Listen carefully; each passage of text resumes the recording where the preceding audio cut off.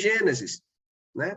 E aí a gente já vai ver a continuidade da aula da semana passada, né? Jacó reencontra Esaú. E entrando na nossa aula de hoje, a gente vai fazer uma rápida recapitulação. Como a gente observou lá no capítulo 25, toda essa situação começou a partir do quê? De um prato de comida, lembra? Quando Esaú vem do campo, e aí ele vê Jacó preparando aquela comida, e aí ele pede para que Jacó pudesse servi-lo. Dai-me, né? Dai-me de comer. Aí ele disse, não. Vende-me o teu direito de progenitura, de primogenitura, aí sim, né? Aí disse, o que é que vai me adiantar, né? O meu direito de progenitura se eu estou ao ponto de morrer? E aí o que ele faz? Ele troca o seu direito de primogenitura com um prato de comida. Isso a gente viu na aula do capítulo 25, né? Versículo 29 até o versículo 34. Passando aqui, lá no capítulo 27, Rebeca, ao ouvir a conversa entre Esaú e Jacó, o que ela faz? Né? Porque ele combina, no caso Esaú, Jacó com Esaú, de ele ir trazer um prato, né? Pegar uma caça, servir, preparar, servir para o pai, porque a partir daí ele ia receber o quê? Uma bênção, né? Ele ia abençoar o seu filho. Rebeca, ao ouvir a conversa, o que ela faz? Ela já prepara a comida, prepara Jacó e envia Jacó à presença do pai antes de quem? Antes de Esaú. E aí põe uma pele nos braços, no pescoço, no ombro, para que o pai dele, no momento em que fosse tocá-lo, pudesse ver quem realmente é quem realmente estava ali diante dele, Esaú. Como ele enfatiza no versículo 23 e 24, quando diz assim, e não reconheceu, porque as mãos, com efeito, estavam peludas como a de Esaú, seu irmão, e o abençoou. Olha só, e o resultado, tão desejado por Jacó, ele conseguiu. E em razão disso, o que foi que aconteceu? Em razão disso, ele foi enviado, né, pela sua mãe, a mando do pai, para onde? Lá para Harã. Por quê? Porque a mãe havia ouvido que Esaú, assim que seu pai falecesse, o que ele ia fazer? Ele ia matar Jacó. E aí a mãe, com o pretexto de esposa, né? Então é melhor, né? Se ele casar com uma dessas cananeias, eu não sei o que vai ser da minha vida, mais ou menos nesse termo. E aí Jacó, o Isaac decide fazer o que com Jacó? Enviá-lo para onde? Lá para a terra da mãe dele, que era Harã, como a gente vê aqui lá na setinha. Então, aí início do capítulo 28, a partir do versículo 1 em diante, ele está sendo enviado para onde? Lá para a cidade de Harã, na região de Padã-Arã. E como a gente viu na aula passada, ele foi só com o quê na mão? Só com o cajado, sozinho, a pé. Né? Por quê? Porque ele não levou nada.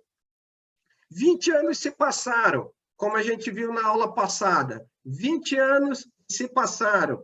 E aí ele retorna a partir do capítulo 31, né? Como a gente agora vai abordar no versículo capítulo 33, então 20 anos depois, ele sai das terras do seu sogro Labão, ele vem e foge da presença do seu sogro com seus filhos, seus servos, seus animais, suas esposas.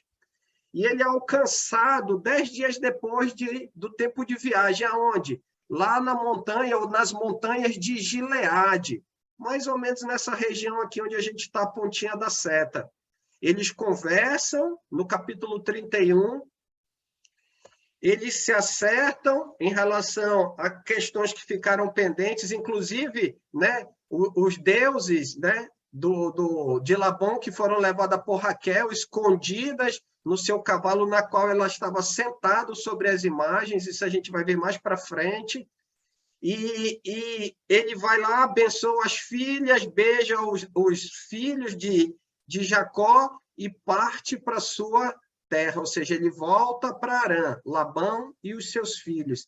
Jacó, então, ele retoma a sua viagem, capítulo 32, nós vimos, lá no versículo 1 e 2, Deus envia a ele o quê? Mostra para ele o quê? Anjos. E esses anjos estavam o quê? Acompanhando, porque ele estava indo em direção a quem? A terra dos seus pais. E um ponto que a gente pode observar, que ele envia, como vimos no capítulo 32, logo no início, ele envia mensageiros a quem? A Esaú. E aí os mensageiros, quando chegam, dizem, o seu irmão está vindo aí, está vindo, né, logo atrás de nós. E o que eles falam? Eles dizem que ele está vindo acompanhado de 400 homens.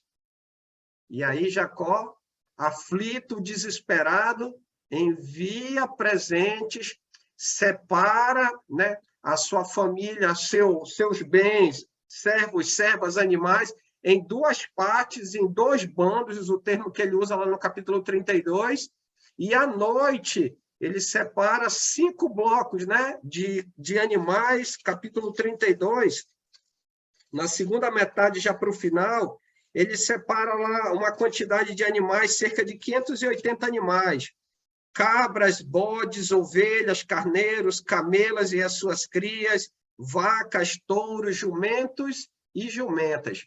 E aí vai mandar esses 5 blocos, né, separados. Para quê? Para que justamente ele possa encontrar, né, mercê diante do seu irmão, para que ele possa aplacar na cabeça dele, se ele estiver pronto a pôr fim nele, na vida das suas esposas e filhos, então que ele pudesse aplacar o quê? A ira do seu irmão. Então ele manda esses animais.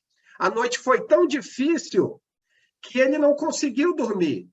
A noite foi tão complicada que ele não conseguiu dormir, né? A gente vê que ele separa esses rebanhos no decorrer da noite e na mesma noite, ao tentar dormir, ele se levanta de súbito, pega os filhos, as esposas, atravessa o ribeiro de Jaboque, e aí ele está atravessando os filhos, né? A gente não sabe quanto tempo depois que ele atravessa, mas o texto diz que ele estava sozinho. E aí ele foi abordado por quem? Por um homem.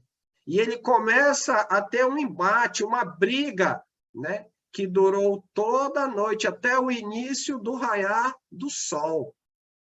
E um ponto que me chama a atenção, como eu coloquei aqui na telinha, lá no versículo 30, capítulo 32, versículo 26, é que aquele que estava lutando com ele diz, olha, deixai-me ir, porque já está rompendo o dia, ou seja, a noite, né, a escuridão, ela já estava sendo quebrada com os primeiros raios do sol. Ainda não havia nascido o sol, ele estava se levantando. E aí a pessoa que estava lutando, como a gente viu no texto, o anjo de Deus, ele diz, olha, deixai-me ir, porque já rompeu o dia. Mas de que forma Jacó responde para ele? Não te deixarei ir se não me abençoares.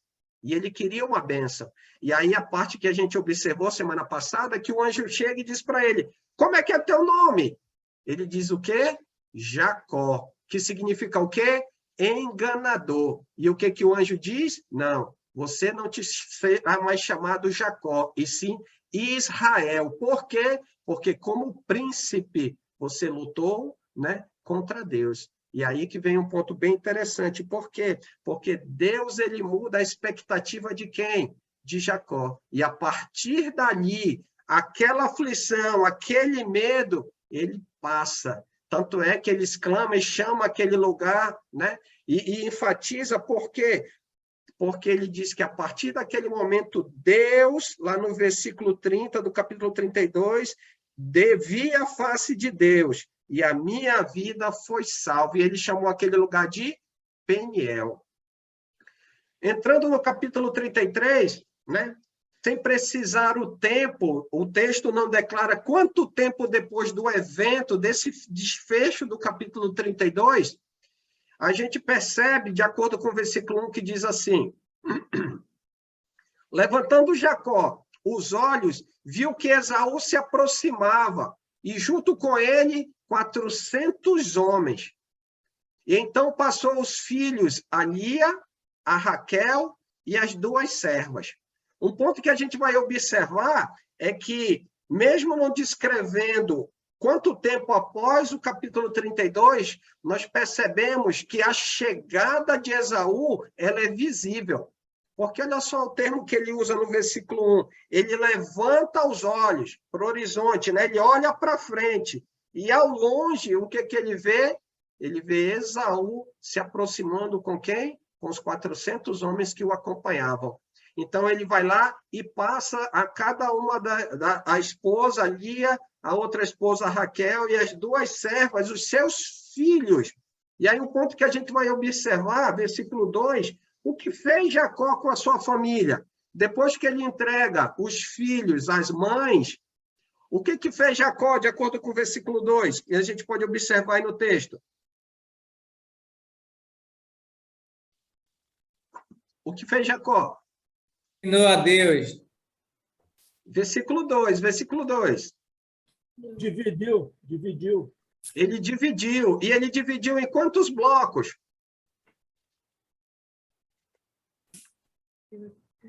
Observe bem, ele dividiu em quantos blocos aí? Olha lá o versículo 2. Vou colocar aqui na tela. 2 blocos? Não. E pôs as servas e seus filhos à frente, ou seja, as duas servas, a serva de Lia e a serva de Raquel, e os seus filhos ficaram à frente. Num grupo, num bloco intermediário, ele colocou quem? De acordo com o versículo 2. Lia e os seus filhos atrás das servas e seus filhos. E atrás dos 2 primeiros blocos, ele colocou quem? Raquel junto com José, por último. Então, à frente estavam as servas de Lia e Raquel e os seus filhos. Atrás das servas, junto com os seus filhos, Lia, né, e os seus filhos, e atrás de Lia e os seus filhos, né, um outro grupo que é Raquel, junto com José. E um ponto que a gente vai observar é o que fez Jacó após isso, versículo 3. Ele foi lá e dividiu as mães com os seus filhos, e o que fez Jacó após isso, versículo 3? O que a gente pode observar no versículo 3? Passou à frente. Ele passou à frente. Ele prostrou-se, né? Passou à frente. Ele passou à frente. Lembra que ele atravessou o Jaboque, a família, para que a família pudesse estar longe com a chegada de Esaú? E olha o resultado do capítulo 32, naquele embate que ele teve com o anjo do Senhor e a mudança do nome. Quem está com ele nesse momento na chegada de Esaú? A sua família. Por quê? Essa era uma demonstração clara de que a confiança dele estava pautada em quem? Em Deus. Em Deus. E um ponto que ele faz é que ele, versículo 3, ele se adianta. Ele não fica escondido atrás dos filhos. Ele não fica escondido atrás de ninguém. Ele vai e se adianta. Ele passa os filhos, as mães, e ele vai para adiante deles, e ele vai andando em direção a quem? A Esaú. Versículo 3, ele diz, ele mesmo adiantando-se prostrou-se em terra, né? Prostrou-se à terra 7 vezes, até aproximar-se do seu irmão. Então, imagina a cena. Ele caminhou e ele ia, se prostrava à terra, provavelmente com o rosto em terra. Ele se levantava, caminhava, se prostrava mais uma vez, se levantava, e aí ele ia prosseguindo até ele chegar próximo do irmão e o irmão chegar até ele. E o que fez Esaú? Ao presenciar, ao ver essa cena do seu irmão, de acordo com o versículo 4, e aí a gente vai ver a ação de Deus. O que fez Esaú ao ver seu irmão? Correu. O que mais que ele fez? Correu ao seu encontro e abraçou, né? Abraçou. Olha só, imagina essa cena. Será que era isso antes? Ele abraçou, beijou e chorou, né? Justamente. Agora, imagine essa cena. Antes de Jacó ter aquele refrigério da parte de Deus naquela luta com o anjo. Será que era isso que ele esperava? Não. Às vezes, nós, na nossa mente, diante dos problemas, nós temos uma perspectiva, mas quando nós confiamos em Deus e entregamos a resposta, a nossa esperança nas mãos do Senhor, olha a capacidade de Deus em poder reverter, muitas vezes, aquilo que a nossa mente ela pode criar. A expectativa que nós podemos criar diante de uma determinada situação. E como o texto bem deixa claro, então, Esaú correu ao encontro e o abraçou, mostrando o quê? A ideia de afetividade. E não somente isso, mas ele arrochou-se-lhe contra o pescoço e beijou, como sinal de intimidade, de amor, de fraternidade. E os dois fizeram o quê? Choraram. Choraram. Imagina só, Jacó, na cabeça dele, no momento que o irmão está fazendo tudo isso, ele está lembrando da ação de quem? De Deus. De Deus. A ação de Deus. Quem estava sobre ele naquele momento é a mão do Senhor. E hoje, sobre as nossas vidas, sobre nós que servimos a Cristo, que temos lutado, quem é que está com a mão sobre nós? É Deus. Quem tem nos guardado? É Deus. Então, Jacó provavelmente chorou por ver a ação de Deus sobre a sua vida naquele momento.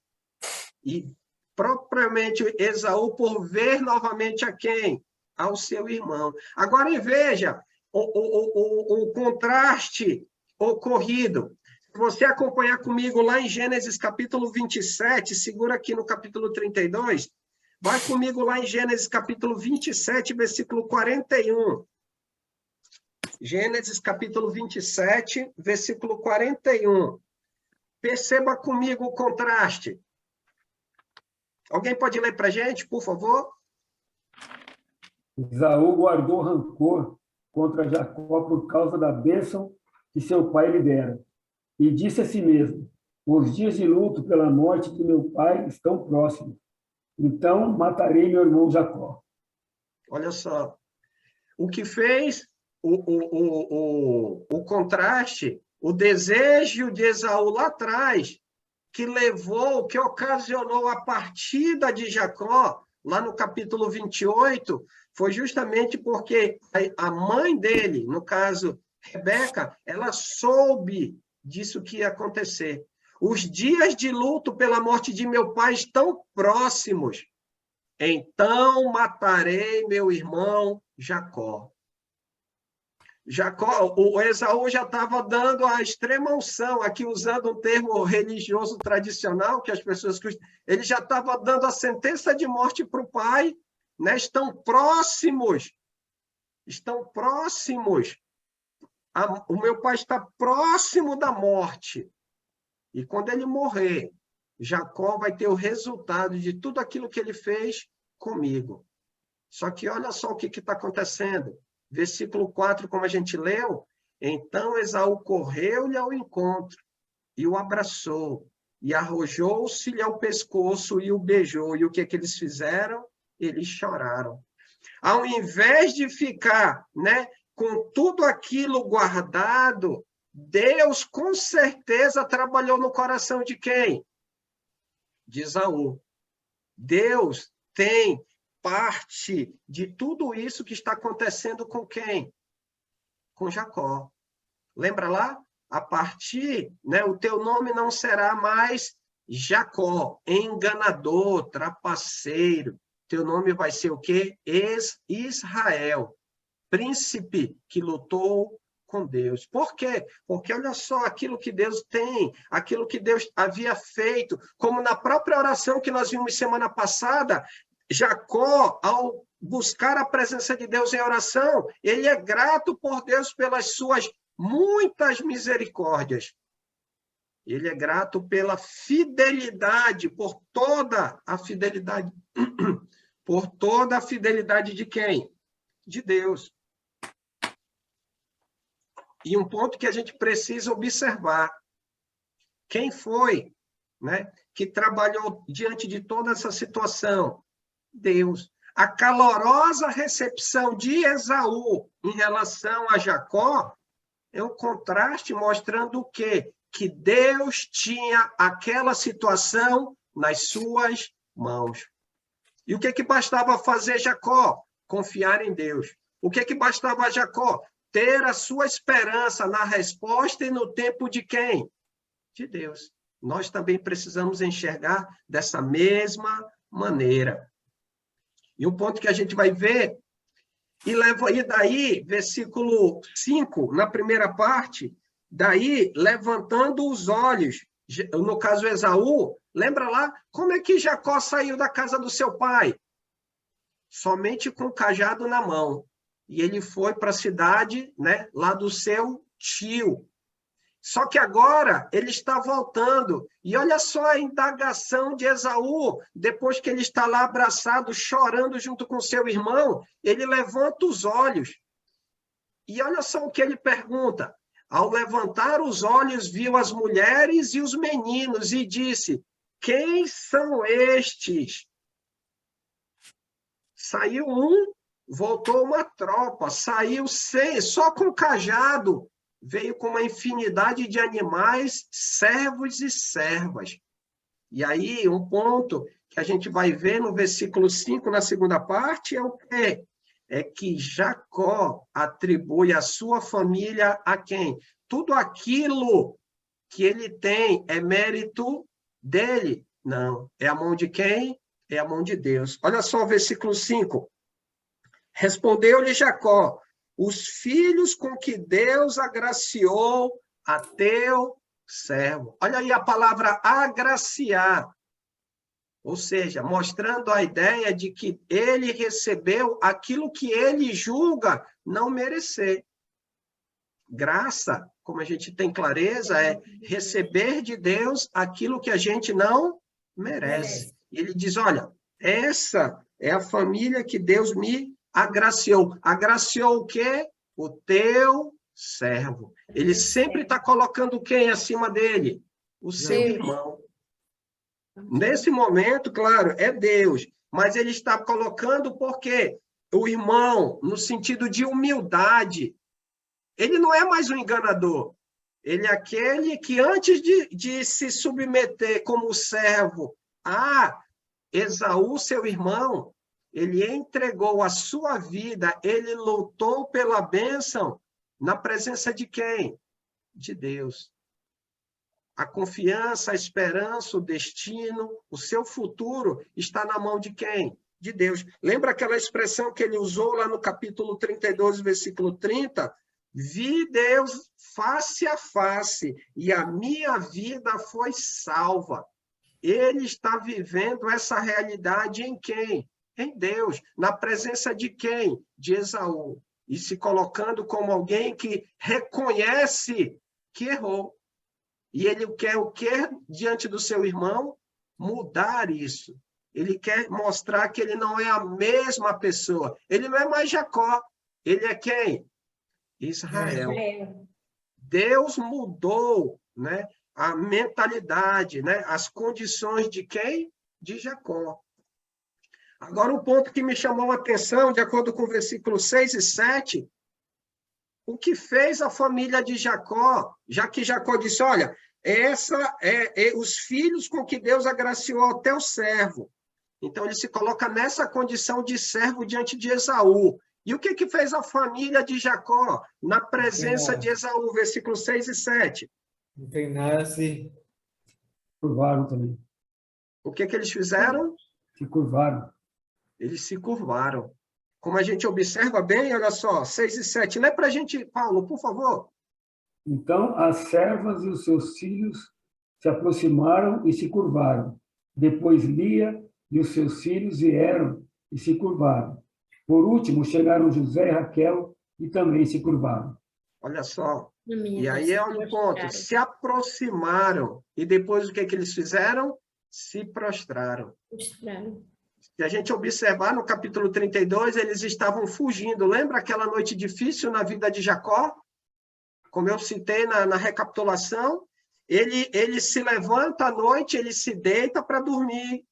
não consegue dormir, ele levanta, acorda as esposas, acorda os filhos, pega as servas, e aí atravessa o ribeiro do Jaboque e quer que os filhos estejam longe daquela situação. Só que agora, depois do ocorrido, da luta lá no Jaboque, tudo mudou, porque a salvação de Jacó está em quem? Em Deus, porque ele viu Deus face a face. E aqui, pela reação de Esaú, mais uma vez, ele está vendo a mão de quem?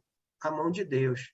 E sabe que os seus filhos e aqueles que estão com ele estão o quê? Livres. Tanto é que a família vai. Lembra lá? Eles se dividiram em 3 partes, as servas e os filhos, Lia e os filhos, Raquel e José, e aí eles vão. As servas vão, se aproximam e se prostram. Lia e os filhos se aproximam e se prostram. Vem Raquel e José e se prostram. E um ponto que a gente pode observar é o quê? É a confiança que eles têm em quem? No Senhor.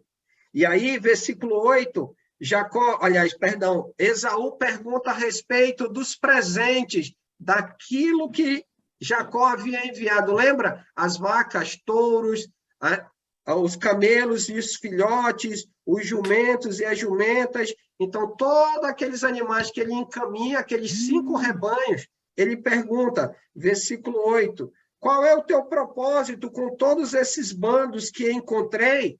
E o que Jacó responde?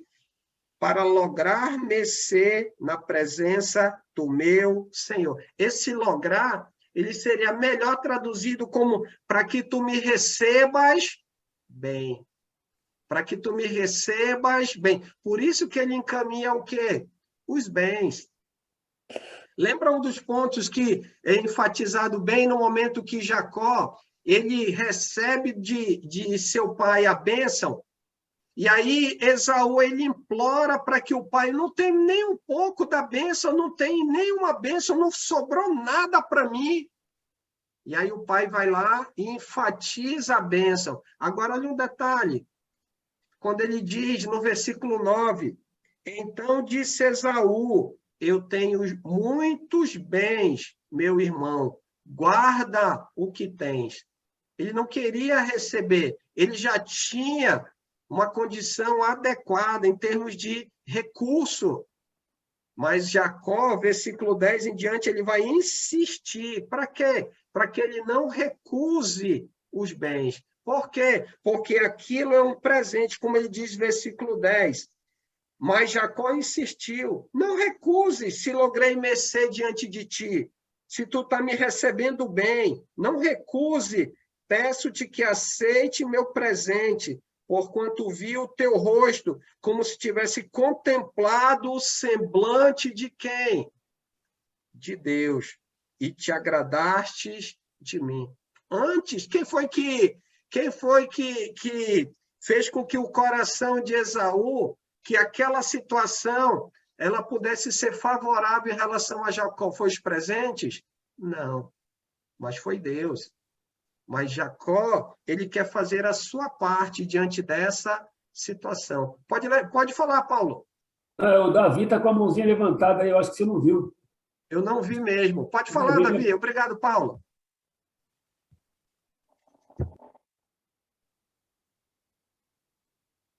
Mano, sabe que eu até esqueci que ia falar. O professor falou muito aí, né? Eu vi o Davi com a mão levantada aí, eu não quis parar antes. Falei, me perdoa, Davi. Pode continuar, pode continuar. Tranquilo, tranquilo. Vamos lá, então. Então, ele vai e reconhece, né, que os presentes foram importantes, mas, com certeza, no coração, Jacó sabe quando ele diz, no versículo 10, porquanto vi o teu rosto, como se tivesse contemplado o semblante de quem? De Deus. E te agradastes de mim. Pelo fato de ele ter se agradado, ele está recebendo bem a Jacó, Jacó faz questão que ele receba o presente que ele havia enviado, aqueles 5 rebanhos. E ele diz, versículo 11, peço-te, pois, recebe o meu presente que eu te trouxe, porque Deus tem sido generoso para comigo, tenho fartura. E ele insistiu. E o que fez Esaú? Ele aceitou o presente de quem? Do seu irmão. Ele, ao insistir, ele reconhece o quê? Que era favorável, que ele recebeu a mercê. E Jacó o quê? Insiste, e ele o quê? Aceita o presente do seu irmão.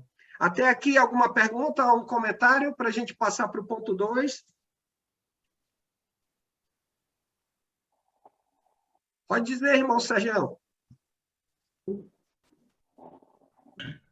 Só um detalhe que eu acho que também a gente não pode esquecer. Ele tinha que ficar irado, né? Como Esaú ficou irado, né? De uma forma assim que...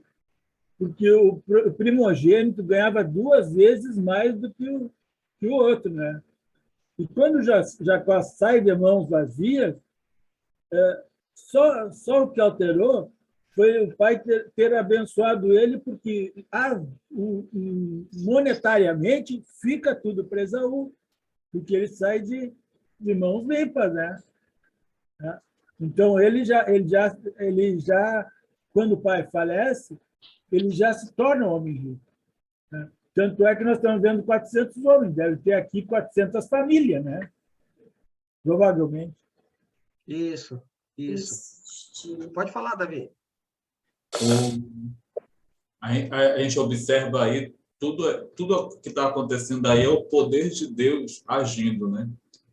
Agiu, inclusive, no coração magoado e duro de Esaú, né? Que Jacó, não, Israel agora, né? Nem precisou pedir perdão do irmão dele, né? Já tinha sido perdoado, né, pelo irmão dele. Então, é um dos pontos mais... uma das histórias mais emocionantes que a gente tem na Bíblia, né? E é o perdão, né, e a reconciliação, né? E Deus oportunizando isso, né? Agindo na vida não só de Israel, como também de Esaú. Agora um ponto interessante é que Esaú ele ficou com o patrimônio do pai dele, né? Então, ele já era um homem próspero, né? Era um homem próspero por causa do patrimônio do próprio pai. E é bom salientar que Isaac, nessa chegada de Israel, ele está vivo ainda. Tá vivo. Porque a Bíblia não relata, né? Mas ele está vivo. Né? Tá. E aí, não relata, capítulo 35, mas a gente não vai dar spoiler, não. Não conta esse encontro, né? Não mostra não relata esse encontro, né? Mas a gente observa aí que Isaac está vivo. E tanto Isaac, até mesmo Esaú, mesmo na ignorância dele, ele, ao ver a situação do irmão dele, ele vê o poder de Deus, né? Que mais lá adiante a gente vai observar isso, né? Mas ele presencia ali o poder de Deus. Deus não só transformando a vida dele, mas fazendo com que ele prosperasse, né? Com que ele prosperasse. A gente vê, então, a grandeza do poder de Deus. O poder de transformar a vida da pessoa e de dar as condições para aquela pessoa, entendeu? Ele saiu sem nada e voltou com uma grande família e com um grande patrimônio. Isso tudinho aí é a ação de Deus. E com certeza Esaú viu isso. Uhum. Lá no capítulo 35, ele vai trabalhar isso bem, Davi, lá no versículo 27. Antes da morte, ele dá a ideia que ele foi e teve, os filhos dele tiveram esse contato direto com o avô antes da morte. Não tem como a gente precisar quanto tempo foi, mas provavelmente deve ter sido um período curto, né? Porque logo após diz que ele morre com 180 anos, né? Mas vamos lá. Mais alguém nessa primeira parte?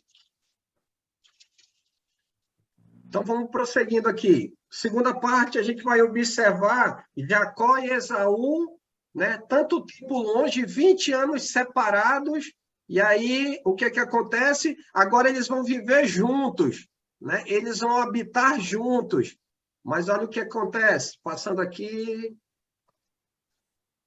Versículo 12, continuando. Disse Esaú, partamos, caminhemos, eu seguirei junto de ti. Então, provavelmente, ele ia em direção aonde? A Seir, né? Que era a terra de Edom, dos Edomitas, que era justamente a família de Esaú.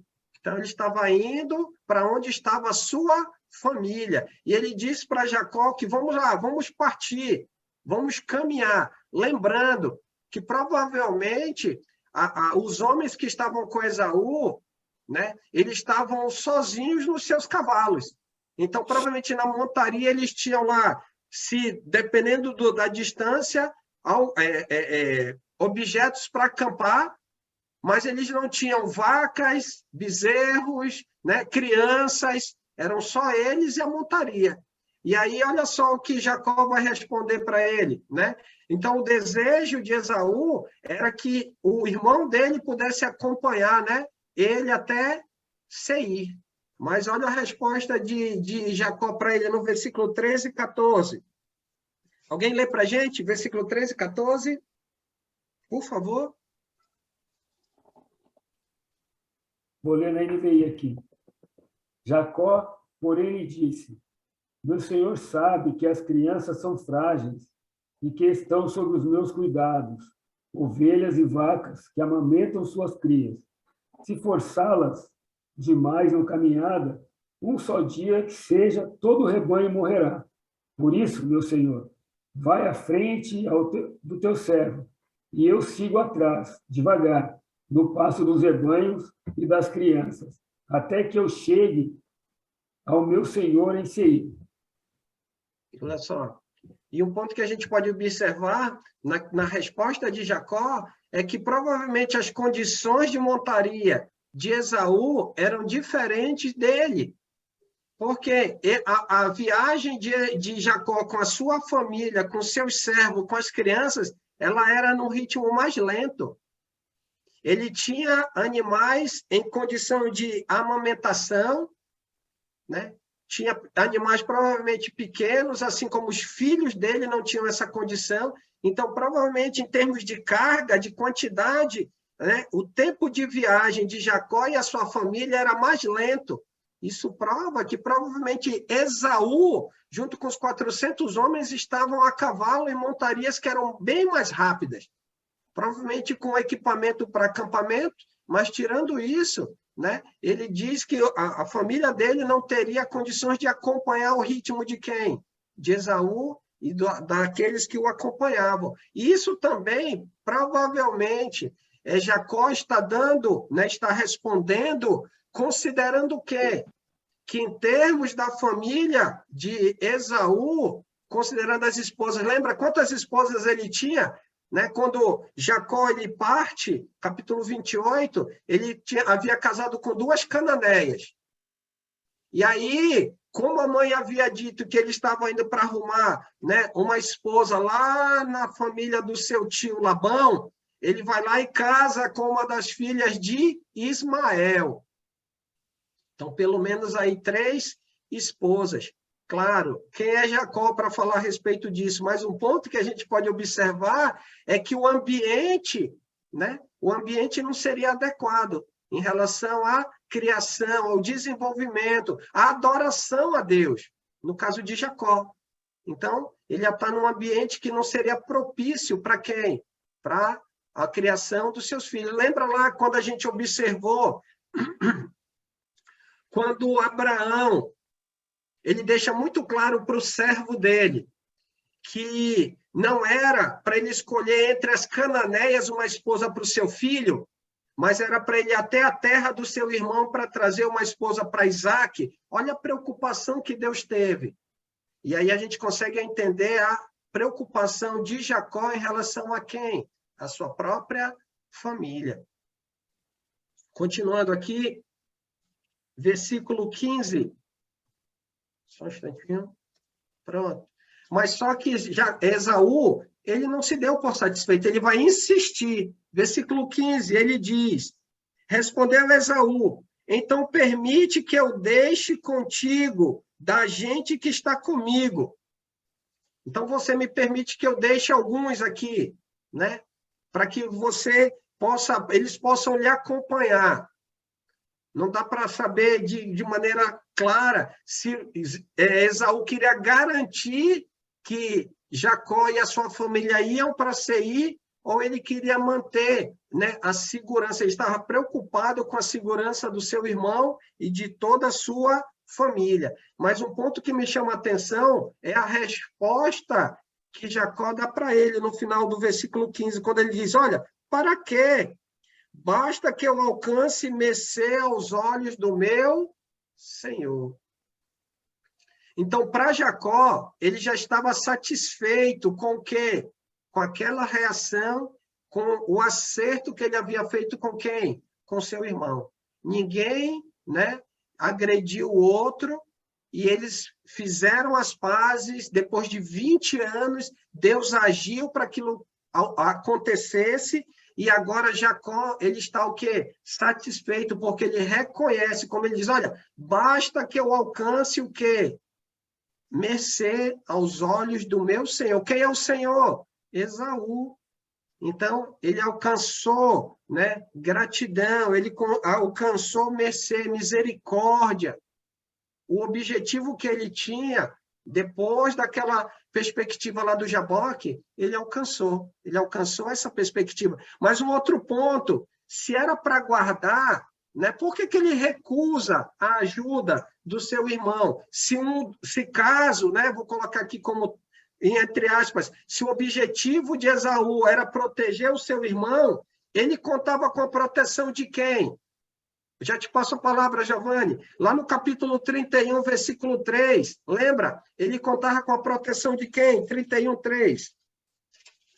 Quem foi que chamou ele lá de Harã e disse que já era o momento de voltar? Deus. Olha o que ele diz lá, 31, 3. E disse o Senhor a Jacó, torna a terra de teus pais e a tua parentela, e eu serei com quem? Eu serei contigo. Quem é que estava com Jacó naquele momento? Deus. Tudo aquilo que estava acontecendo na vida de Jacó era mérito de quem? Do Senhor. Diga, Giovanni. Só tentando, um pouco cansado, mas raciocinar um pouquinho aqui. Essa promessa de Deus naquele sonho se cumpriu e vai se cumprir para frente. O que é, não digo estranho, mas Esaú foi ao encontro de Jacó com um exército grande, porque Deus mudou o coração de Jacó e também de Esaú. Tudo por quê, né? Por que Esaú quis deixar a segurança para Jacó? Segurança ou algo por trás? E por que Jacó recusou? Era suficiente só o carinho já recebido ou algo por trás? Porque Jacó não foi atrás de Esaú. Tu vai chegar agora aí, né? Jacó disse que ia atrás dele, mas não foi atrás dele, né? Foi para outro lugar, né? Sim.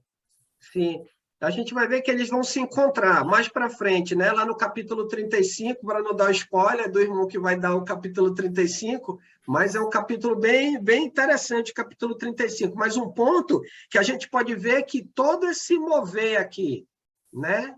Esse mover é a mão de quem que está movendo tudo isso que a gente está vendo aqui? Essa história é o Senhor. Diga, Paulo.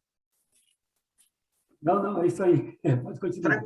Tranquilo. Vamos lá, vamos continuando aqui. Aí, versículo 16. Ao ouvir essas palavras de Jacó, o que fez Esaú? 16. Assim voltou Esaú aquele dia a Seir, pelo caminho de onde viera. Um ponto, Giovanni, dentro disso que você comentou, como a gente viu lá no versículo 30, capítulo 31, versículo 3, ele diz que era para ele voltar para a terra de quem? Volta para a terra de teus pais. A terra de Seir não era a terra de Abraão nem de Isaac.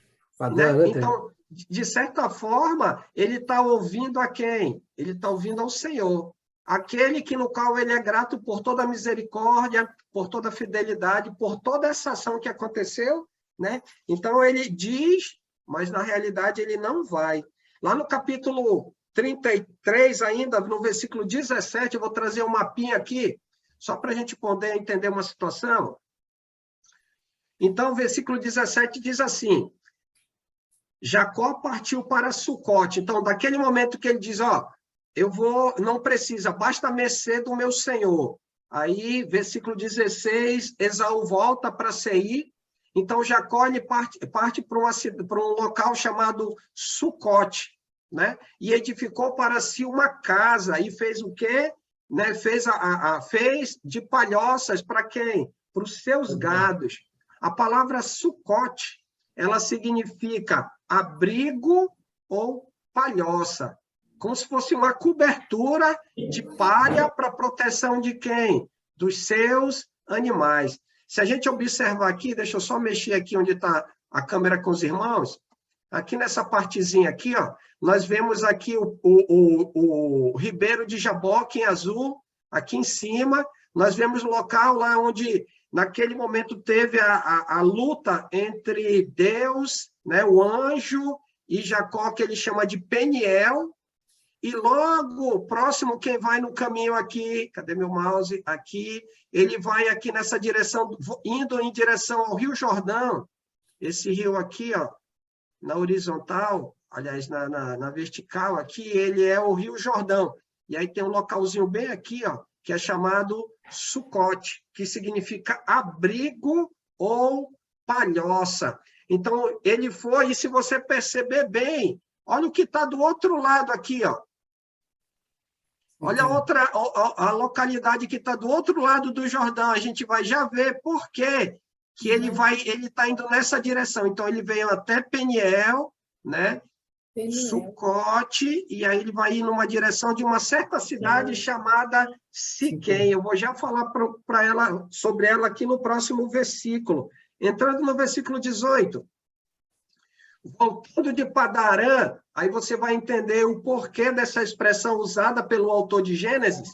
Parece que ele foi para Padarã e voltou. Não. Ele vai associar a um evento ocorrido lá atrás, lá no capítulo 12.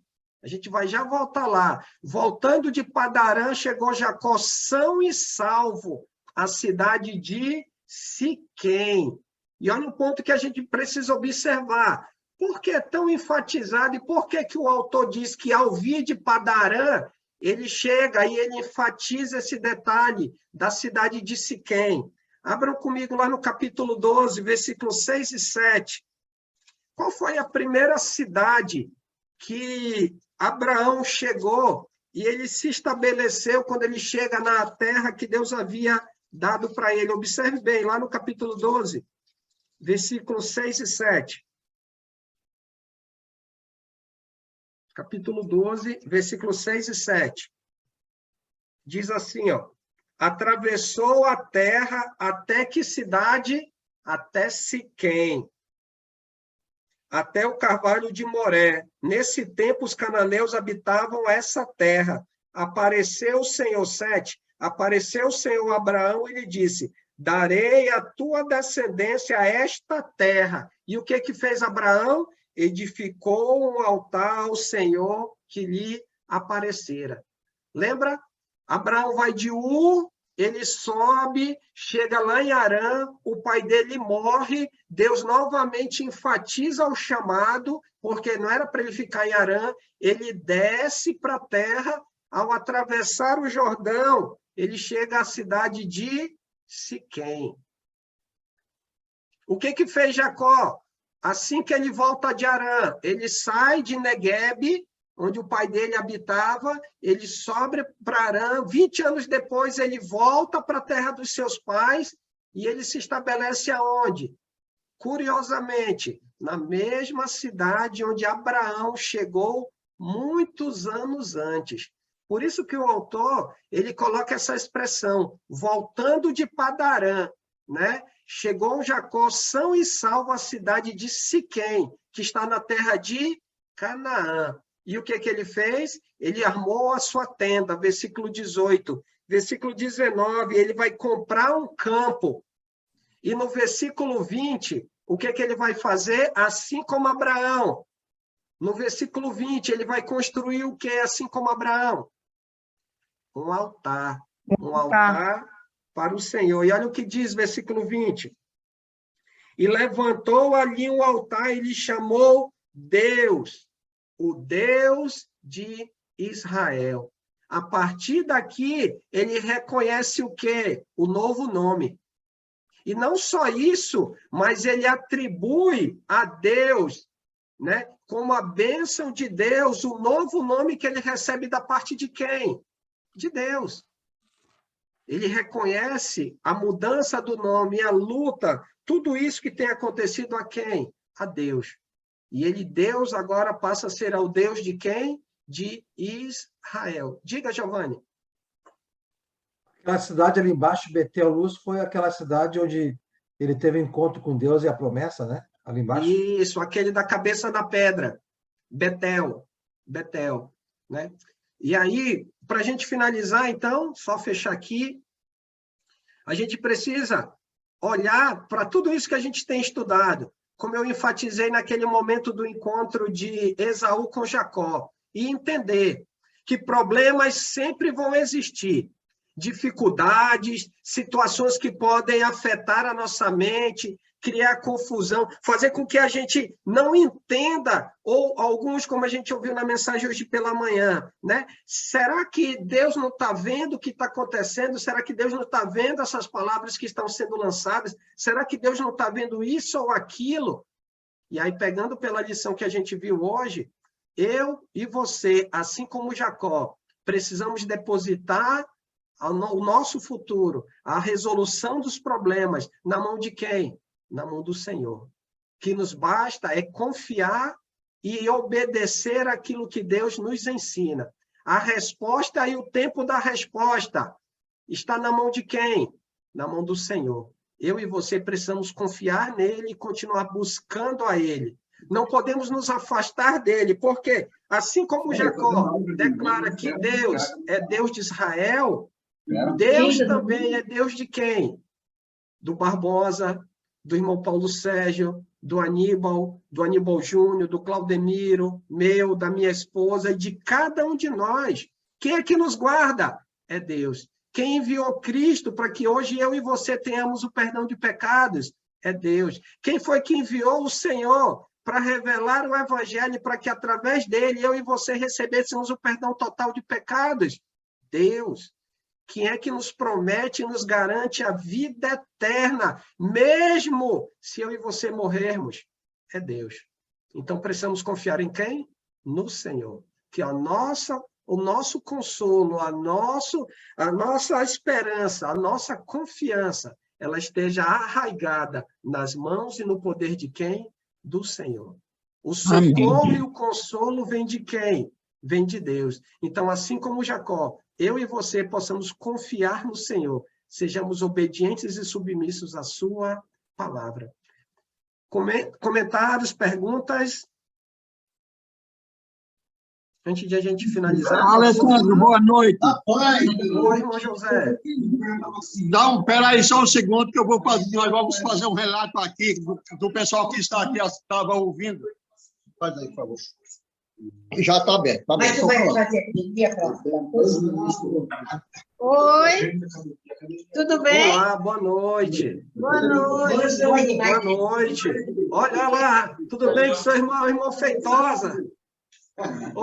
Irmão José. Lica, aí estão as mulheres, Lica, do 13 e 1 aí. Até que enfim mostraram as mulheres, né? Estão na cozinha, Lica. Tadinhas, elas estão ouvindo. Elas estão ouvindo a aula. Satisfação. Olha aí o Célio. E aí, Célio? Boa noite, mano. Ô, Alessandro, beleza, meu irmão? Graças a Deus. Pena que aqui não tem pão pra gente comer, ó. Ó, Marcelo. Feliz em vê-los, irmão. Obrigado, Alessandro. Pode continuar. Desculpa, tá? Não, graças a Deus a gente fica feliz em poder compartilhar isso e ver os irmãos, né? É satisfação pelo momento de comunhão e fraternidade. Obrigado, hein? Curitiba 3 e 1, tá? Amanhã nós continuamos com o Enio. Dê um abraço lá no nosso professor Sabidinho. Agora começa o 1 e 1 com o Enio. O 3 e 1 já foi. Mais alguém? Algum comentário? Alguma pergunta antes de a gente finalizar? Tranquilo? Tranquilo. Passar para o Aníbal Júnior, então, com a oração final. Júnior. Muitos detalhes importantes. Vamos orar. Em nosso Deus e Pai, grandioso teu santo nome, Pai Santo. Nesse momento queremos agradecer a oportunidade que temos, Pai, pela esse privilégio que temos de aprender a tua palavra, Pai Santo, e procurar entender as tuas verdades, Pai. Nesse momento queremos te pedir em favor de alguns irmãos que se encontram um pouco doentes, Pai Santo, dos irmãos que estão conosco, a irmã Jeane, Pai Santo, e demais irmãos que se encontram em situações que precisam da tua ajuda, Pai Santo. Pai, obrigado e agradecemos, Pai, pela vida de cada irmão, dos que estão aqui presentes virtualmente, Pai Santo, e aqueles que não puderam participar também, Pai Santo, mas que possam, numa oportunidade vindoura, Pai Santo, estar conosco.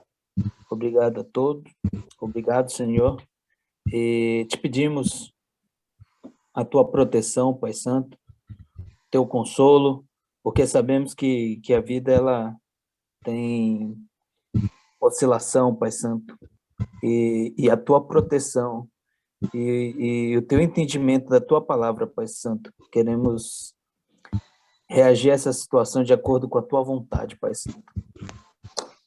E quero te pedir em nome do teu Filho amado, Cristo Jesus. Amém. Muito obrigado a todos os irmãos. Amém. Boa noite a todos. Boa noite. Obrigada, Sandro. Boa noite. Graças a Deus. Obrigado. Boa noite, irmãos. Boa noite a todos, irmãos. Júnior, tá no aeroporto, é?